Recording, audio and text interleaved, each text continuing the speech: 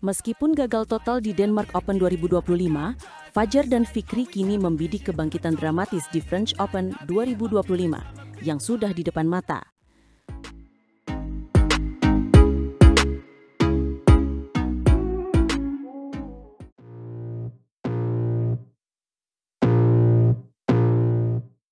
Baru saja kita menyaksikan pertarungan yang luar biasa, namun hasilnya kembali membuat kita harus menahan napas. Fajar Alfian dan Muhammad Sohibul Fikri harus puas membawa pulang medali perak dari Denmark Open 2025. Sebuah hasil yang di satu sisi membanggakan karena mereka berhasil mencapai final, tapi di sisi lain terasa begitu menyesakan karena gelar juara sudah di depan mata. Rasanya seperti deja vu, di mana harapan besar kembali harus tertunda. Benar sekali. Mereka finish sebagai runner-up setelah pertarungan yang super ketat melawan ganda putra andalan Jepang, Takuro Hoki dan Yugo Kobayashi. Pertandingan itu benar-benar menguras emosi, berlangsung selama 3 game penuh dengan skor akhir yang sangat tipis, 18-21, 21-15, dan 19-21. Angka-angka itu menunjukkan betapa sengitnya perlawanan yang mereka berikan. Kita semua melihat bagaimana mereka berjuang mati-matian, tapi Dewi Fortuna tampaknya belum berpihak pada wakil kita kali ini. Ini adalah kekalahan yang pastinya sulit untuk diterima. Tentu saja, Fajar sendiri mengakui rasa ketidakpuasannya. Dalam wawancara setelah pertandingan, dia bilang, "Pertandingan berjalan ramai, tapi kayak dari kami tidak puas dengan permainan kami, karena kami banyak melakukan kesalahan yang tidak perlu." Ini adalah pengakuan jujur seorang atlet yang tahu bahwa dia bisa tampil lebih baik. Dia juga menyoroti bagaimana pasangan Jepang bermain jauh lebih cepat dan lebih aman, terutama di game pertama yang krusial itu. Tekanan dari lawan benar-benar terasa sejak awal, dan tampaknya berhasil mengganggu ritme permainan Fajar dan Fikri. Fikri pun mengamini pernyataan rekannya. Menurutnya, masalah utama mereka adalah seringnya kehilangan fokus dan kalah cepat dalam adu bola di depan net. Dia menjelaskan, game pertama kami poinnya tertinggal terus dan kalah karena mereka mainnya bagus banget. Fikri secara spesifik menunjuk Yugo Kobayashi sebagai pemain yang membuat mereka kelabakan. Pengambilan bola Yugo Kobayashi yang cepat dan cerdik membuat Fajar dan Fikri selalu dalam posisi bertahan. Lebih banyak mengangkat bola dan akhirnya malah melakukan kesalahan sendiri. Ini adalah analisis teknis yang menunjukkan betapa superiornya permainan net dari pasangan Jepang hari itu. Dan yang lebih membuat frustasi adalah pengakuan Fikri bahwa sebenarnya mereka sempat menemukan cara untuk keluar dari tekanan lawan. Dia menambahkan, sebenarnya kita sudah bisa keluar dari tekanan tadi, tapi di beberapa bola mudah kita malah melakukan kesalahan sendiri. Momen-momen seperti inilah yang seringkali menjadi pembeda antara juara dan runner-up. Kehilangan poin pada bola-bola mudah di saat-saat kritis terasa 1000 kali lebih menyakitkan daripada kalah dalam rally panjang yang spektakuler. Ini menunjukkan betapa pentingnya menjaga konsentrasi dari poin pertama hingga poin terakhir tanpa celah sedikit pun. Betul sekali. Dan tantangan mereka tidak berhenti di sini. Jadwal turnamen BWF yang padat tidak memberikan mereka banyak waktu untuk meratapi kekalahan. Fajar dan Fikri harus segera mengalihkan fokus mereka ke turnamen berikutnya, yaitu French Open 2025 yang akan dimulai besok dari tanggal 21 hingga 26 Oktober. Ini adalah ujian mental dan fisik yang sesungguhnya. Mereka harus bisa cepat pulih, melupakan kekecewaan dan kembali menemukan semangat juang mereka dalam waktu kurang dari 24 jam. Menurut jadwal yang sudah dirilis, lawan pertama mereka di French Open juga bukan lawan yang bisa dianggap enteng. Mereka akan langsung berhadapan dengan pasangan Tiongkok, Huang Di, dan Liu Yang. Pasangan Tiongkok selalu dikenal dengan permainan mereka yang ulet, cepat, dan tidak mudah menyerah. Ini akan menjadi laga pembuka yang sangat berat, sekaligus menjadi ajang pembuktian apakah Fajar dan Fikri benar-benar bisa bangkit dari keterpurukan di Denmark Open. Kemenangan di babak pertama akan menjadi modal psikologis yang sangat besar untuk melaju lebih jauh. Namun di tengah kekecewaan itu, Fajar tetap menunjukkan mentalitas seorang juara sejati. Dia berkata, "Tetapi apapun itu, kami tetap bersyukur dengan hasil ini dan akan kami jadikan pelajaran buat kedepannya." Sikap seperti ini sangat penting. Menerima kekalahan dengan lapang dada dan melihatnya sebagai sebuah pelajaran adalah kunci untuk menjadi lebih kuat. Dia tidak mencari-cari alasan, melainkan langsung fokus pada apa yang bisa diperbaiki. Ini adalah kedewasaan yang patut kita apresiasi dari seorang atlet kelas dunia. Fajar juga memberikan analisis menarik tentang corak permainan di final.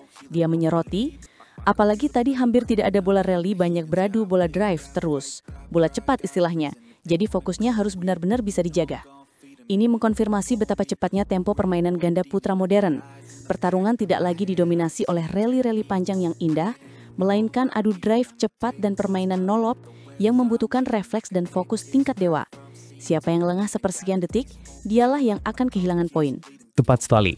Jadi meskipun gelar juara Denmark Open gagal diraih, perjalanan Fajar dan Fikri masih sangat panjang. Semangat mereka untuk bangkit sama sekali tidak padam. Justru kekalahan ini bisa menjadi bahan bakar yang akan menyulit api semangat mereka untuk tampil lebih garang di Paris. Para penggemar bulu tangkis di seluruh dunia, khususnya di Indonesia, tentu menantikan apakah panggung French Open akan menjadi saksi kebangkitan duo andalan kita kali ini.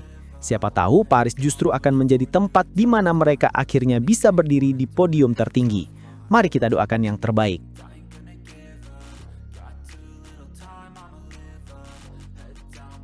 Sempat terseok-seok di game pertama, Jonathan Christie bangkit dari keterpurukan untuk melakukan comeback dramatis melawan unggulan nomor 1 dunia di final Denmark Open.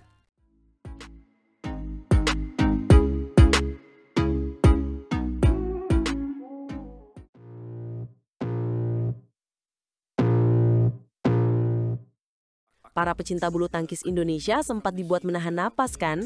Game pertama itu benar-benar di luar dugaan. Jojo seperti kehilangan arah. Permainannya tidak berkembang sama sekali. Betul sekali. Lawannya bukan sembarangan.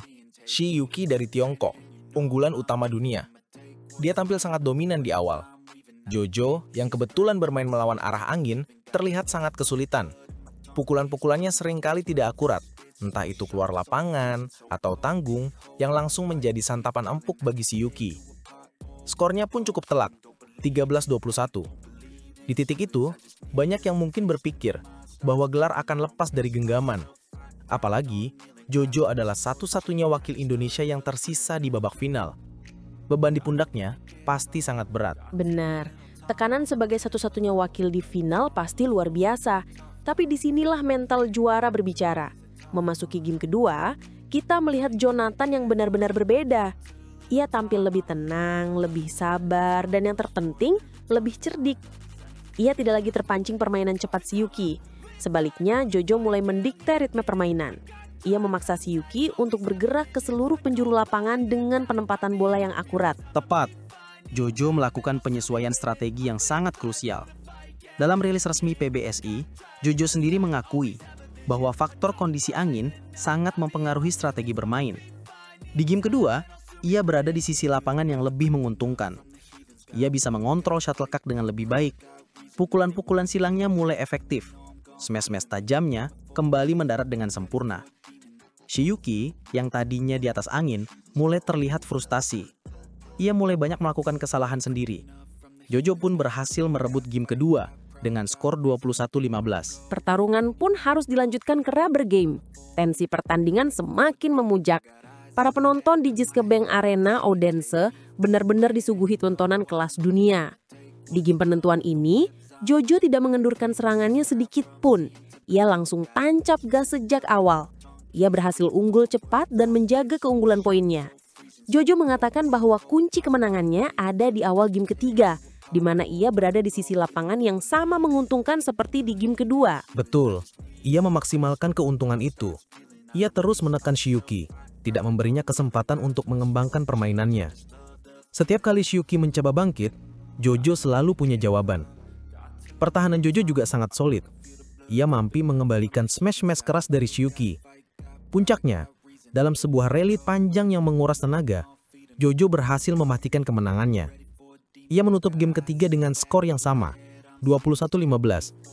Sebuah comeback yang luar biasa. Sungguh kemenangan yang sangat istimewa.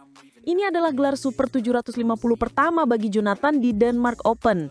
Dan jangan lupa, ini adalah gelar individu keduanya secara berturut-turut setelah bulan lalu ia juga menjuarai Korea Open. Ini menjadi penegas performa apiknya setelah memutuskan untuk berkarir secara mandiri atau non-pelatnas sejak bulan Mei 2025. Banyak yang meragukan keputusannya saat itu, tapi Jojo membuktikan bahwa ia bisa. Kemenangan ini juga sangat berarti untuk peringkatnya. Gelar juara Denmark Open ini akan memberinya sekitar 81.824 poin. Poin signifikan ini diperkirakan akan mendorong posisinya menembus peringkat 5 besar dunia atau BWF World Top 5. Ini adalah pencapaian yang fantastis bagi seorang pemain profesional independen. Namun, di balik semua euforia ini, ada perjuangan yang tidak mudah.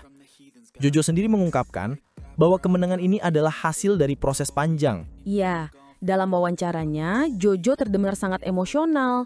Ia berkata, gelar juara Denmark pastinya bukan hanya sekedar juara, tapi ini adalah hasil dari proses beberapa bulan belakangan ini yang gak mudah buat saya. Ia juga menyebutkan ada beberapa masalah di badannya yang harus ia pulihkan secara perlahan. Kemenangan ini adalah buah dari kerja keras dan kesabarannya dalam menghadapi cedera dan berbagai tantangan. Sangat menginspirasi. Sayangnya, kebahagiaan Indonesia tidak lengkap. Di sektor ganda putra, wakil kita, Fajar Alfian dan Sohibul Fikri, harus puas menjadi runner-up. Mereka kalah dari pasangan Jepang yang sangat kuat, Takuro Hoki dan Yugo Kobayashi. Tapi kita tetap harus mengapresiasi perjuangan mereka yang sudah berhasil mencapai babak final. Tentu saja, bagaimanapun, Jonathan Christie telah menyelamatkan wajah Indonesia dan membawa pulang satu gelar juara dari ajang BWF Super 750 yang sangat bergengsi ini. Kini, Jojo akan bersiap melanjutkan tren positifnya di turnamen BWF World Tour berikutnya. Kita semua berharap semoga Jojo bisa terus konsisten membawa nama Indonesia dan membuktikan kemampuannya sebagai salah satu pemain tunggal putra terbaik di dunia. Maju terus Jojo!